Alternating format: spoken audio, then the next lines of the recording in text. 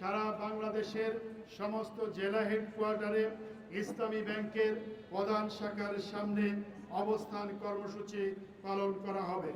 এর মধ্যে আশা করি আমাদের দাবি মেনে নেওয়া হবে। তারপরও যদি আমাদের দাবিগুলো অবিলম্বে মেনে না হয়, ইসলামী ব্যাংকের পূর্ণাঙ্গ পরিচালনা পরিষদ ঘোষণা করা না হয়, তাহলে আগামী 18 জুলাই 2026 শনিবার গ্রাহকদের নিয়ে আমরা জাতীয় সমাবেশ করব শাহবাগ জাতীয় জাদুঘরের সামনে।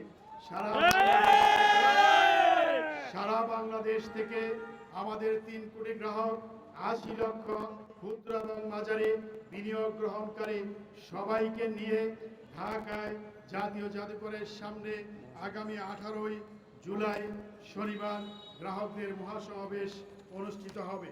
সম্মানিত সাংবাদিক ভাইয়েরা, আমরা সরকার, বাংলাদেশ ব্যাংক, সংশ্লিষ্ট সকল কর্তৃপক্ষের কাছে আহ্বান জানাচ্ছি, অনতিবিলম্বে ইসলামী ব্যাংকের স্থিতিশীলতা, সুশাসন, গ্রাহকদের স্বার্থ রক্ষায় দ্রুত কার্যকর দৃশ্যমান পদক্ষেপ গ্রহণ করুন।